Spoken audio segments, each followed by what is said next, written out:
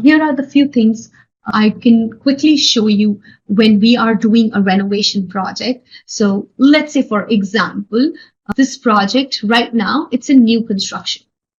If I click on the wall and I go here, I say this whole project right now is a new construction. But let's say what I'm going to do is I'm going to select all instances in the entire project, and I'm going to convert that into existing. Now, what I'm going to do is we are going to add a little extension in here, which means that I will demolish this wall and make this the part of the whole building. And I will rest everything stays same, just I'm extending this wall. Now, what I will do is, because this whole building, this whole external wall is an existing phase, what we'll do is I'm going to go create a new wall. What I'm going to do is I'm going to go here, create similar, but now I want this basic wall as my new construction wall. So if you go here and click here and you go down, do you see that constructed in a new phase? Let's align this. Now, what we'll do is, because I want to,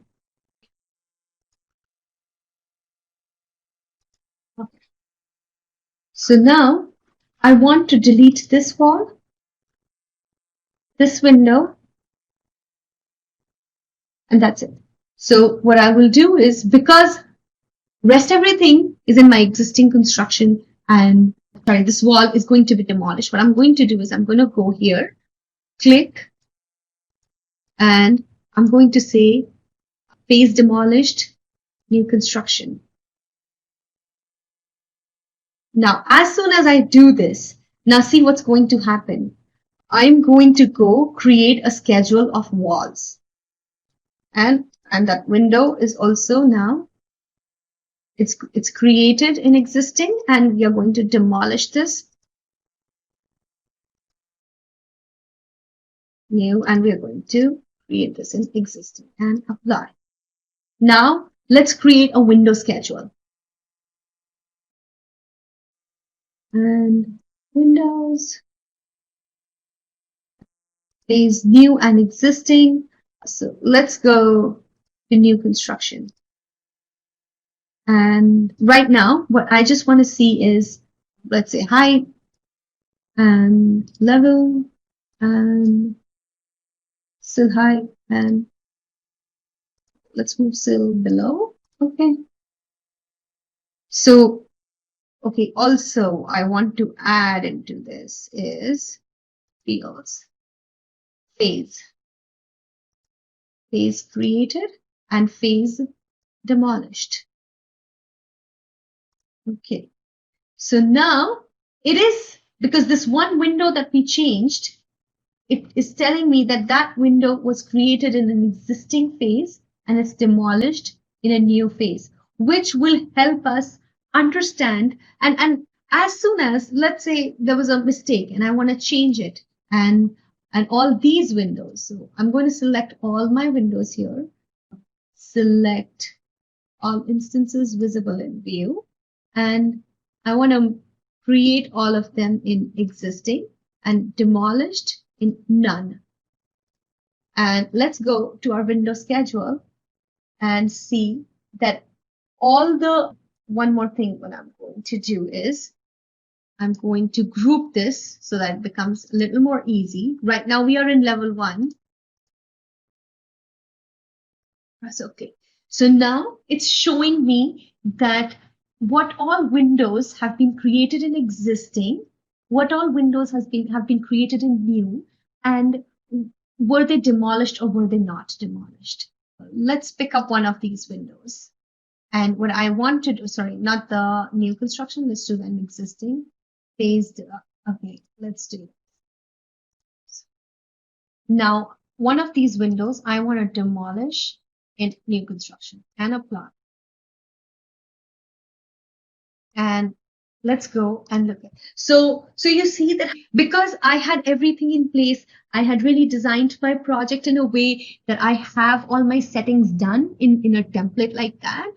It's really clicks of buttons that will make things happen for me, which will make and just imagine that if you had and let's say you did not have the whole building model.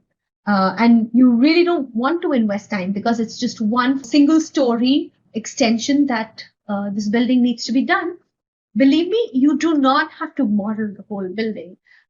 And if you have to do it for, let's say, building permit purposes, then anyways, you have to do it in AutoCAD too.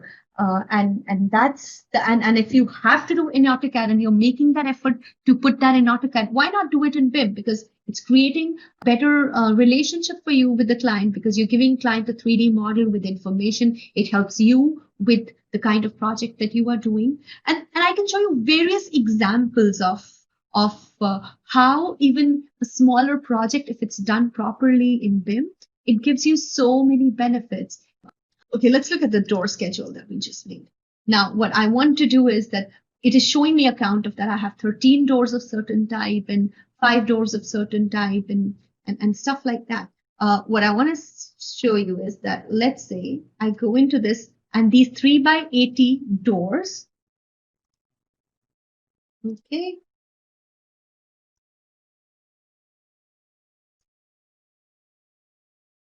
Check it again. Let's highlight in the model, close. So it's this door that we were talking about. Now I want to replace all of these doors with another door type. And when I had a discussion with client doesn't like the door. And just imagine if that was a smaller project and you had to go and change it in the entire project and then create a schedule out of it. How difficult is it going to be for you?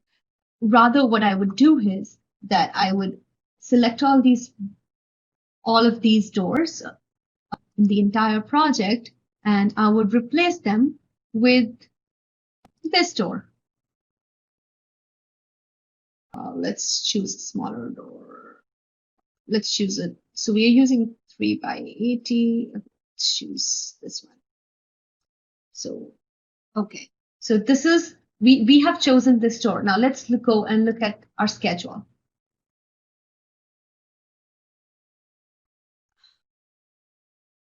So my schedule reflects the change automatically.